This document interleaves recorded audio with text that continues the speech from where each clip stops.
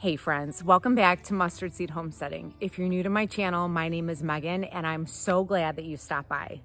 What we're gonna do in this video is I'm gonna show you all the pepper varieties that I decided to grow in my summer garden this year. Plus, I'm gonna take you all in the garage and we're gonna plant them together. So let's get started.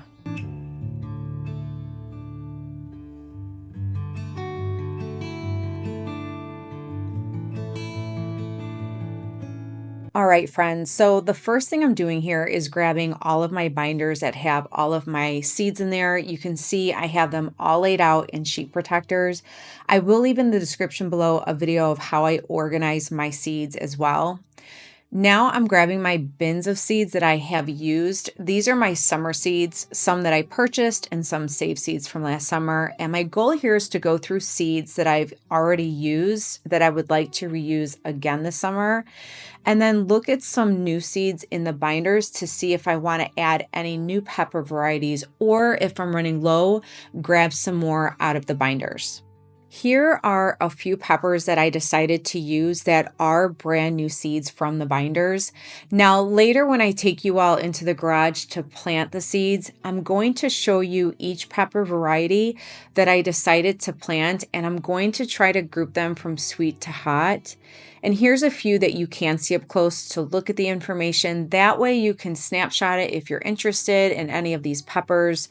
Now, when it comes to where I purchase seeds from, there are a variety of companies that I buy from, some being Botanical Interests, M.I. Gardner, Territorial Seed, Johnny Seeds, High Mowing, Seed Savers, and the Dollar Tree.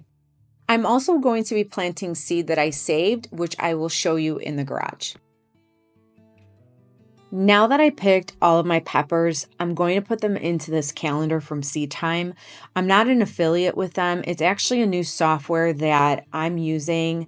Now, if you've seen my garden planner / journal, which I'll leave that video in the description below as well, I'm an old-fashioned paper, pen, graphs type of a person, which I still plan to do that.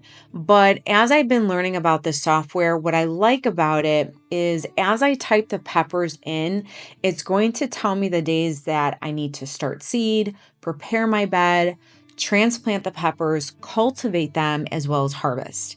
And you're going to see that I had the peppers on here starting on the 15th. I actually had to go back in there and fix it. I planted them February 1st because peppers need a long time to germinate and grow before you transplant them. But I can't really say if this is going to work for me yet or not, but I do want to show you the process I'm taking to make sure I stay on track with my pepper plants.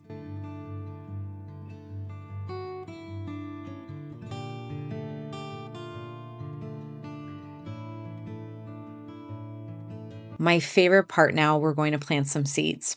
Here I'm taking a tray that I already pre-filled with soil a while back and they got dry. So I'm going to take my spray bottle and wet them down so that I can get the soil moist again in order for the seed to adhere to the soil and get planted in there.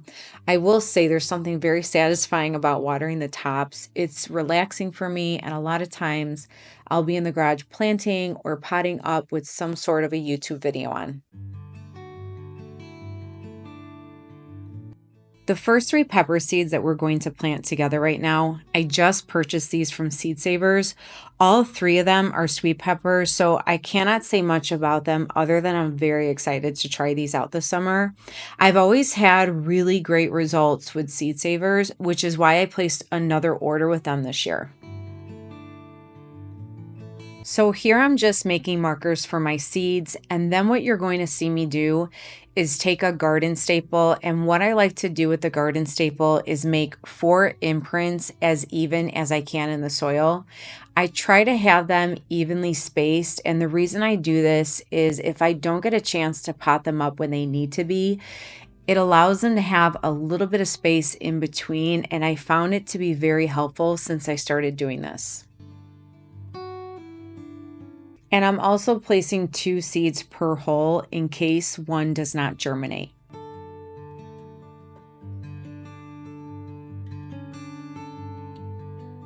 And when I have shared in previous videos that I sometimes garden in the cracks of my life, I am literally planting these seeds before I go out on date night, and then I finish planting my seeds once we come back home because I needed to get these peppers planted.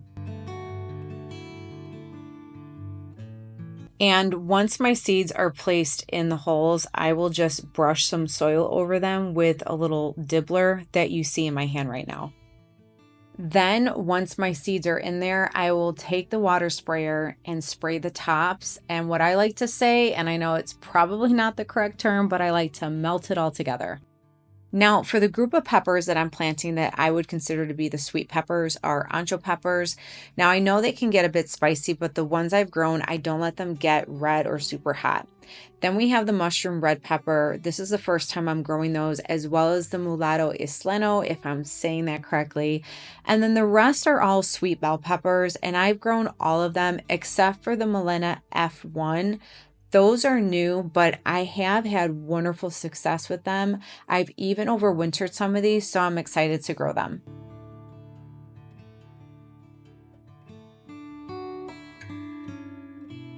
Now, what kind of seeds are you all growing this summer? I always like to hear what others are planting.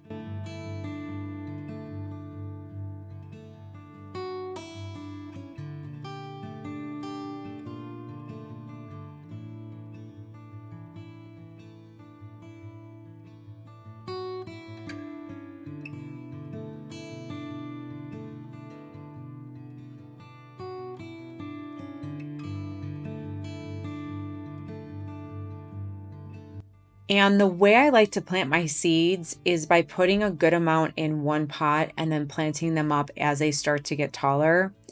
And I also want to mention that when it comes to the soil that I use, I have always used Bacto soil, which is a soil that is not at the regular box stores, unfortunately. However, I have purchased a soil brand called Kellogg's from Home Depot, which is a really good soil as well. I've just had really great success with Bacto soil, and only certain places carry it.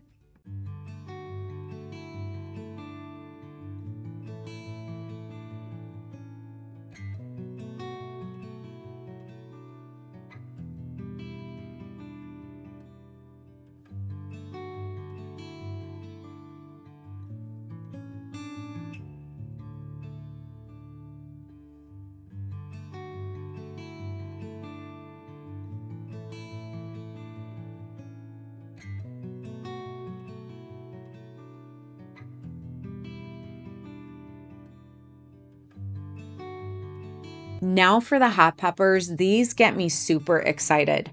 I love my yellow jalapeno peppers. They did amazing last year.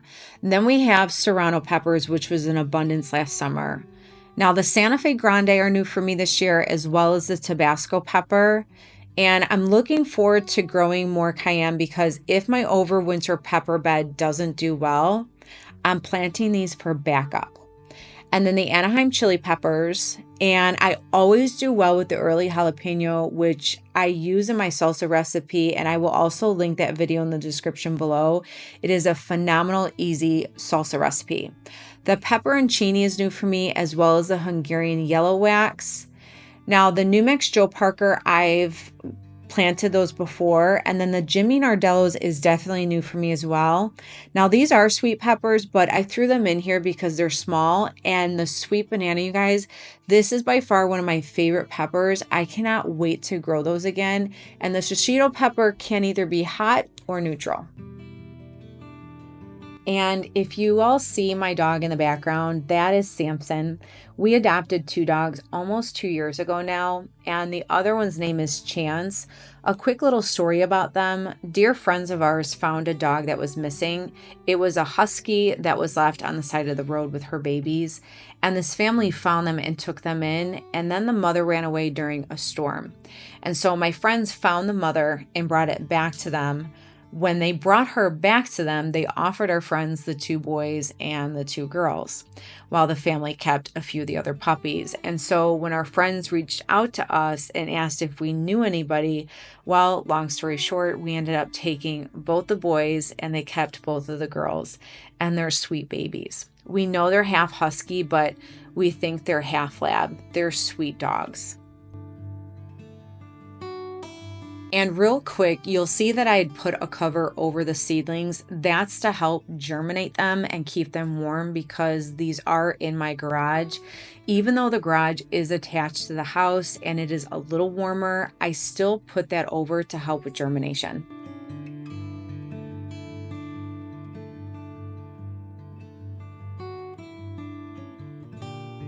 I also want to mention real quick that if you see those little pink caddies with the tags in the background, I originally had those for my homeschooling room, but we found a different way to hold their pens and pencils. And so I had the idea to put the tags in there and organize them by color.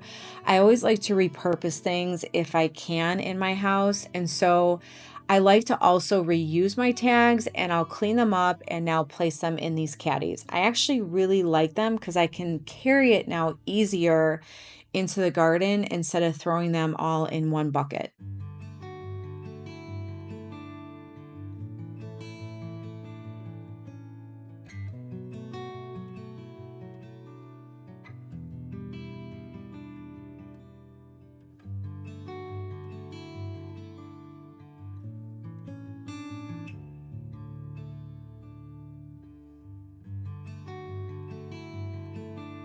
Most of the peppers that I grow are pretty much for fresh eating. The only ones that I use for preserving are the jalapenos to make salsa.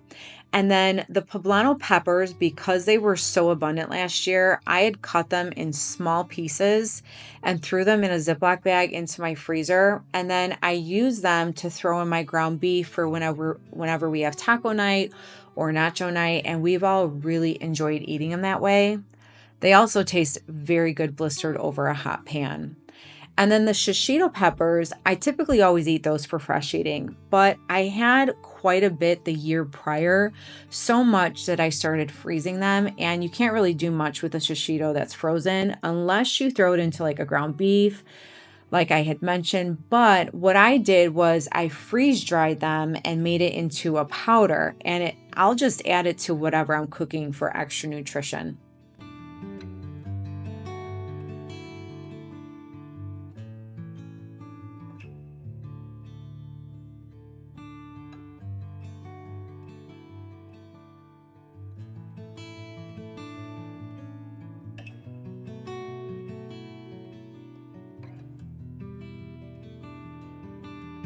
Now, lastly, my pepper seeds that I've saved.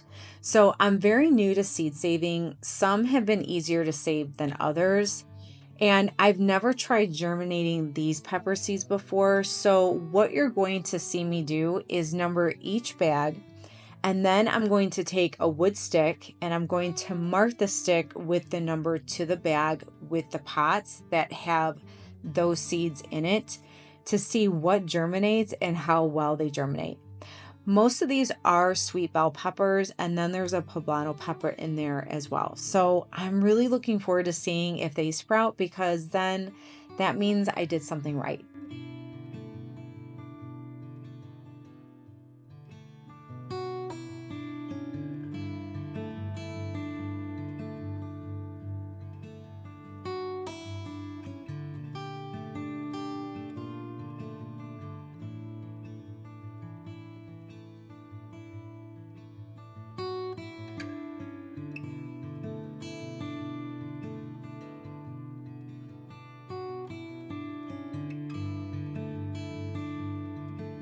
I've been trying to learn how to save as much seed as possible for various reasons.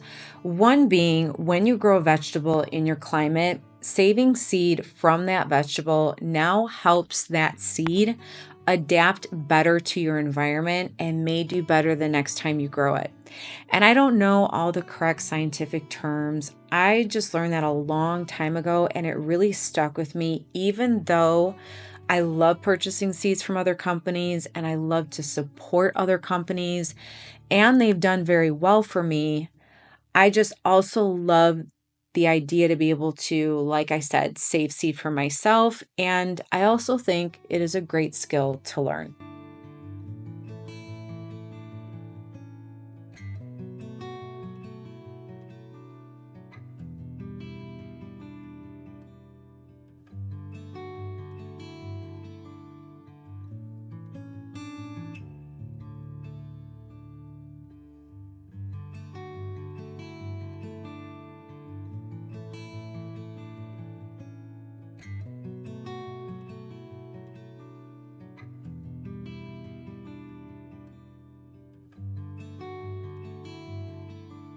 So friends, thanks so much for stopping by, and I always look forward to seeing you all next time. And I want you to always remember, friends, be encouraged, and always stay inspired. And I'll see y'all next time. Bye.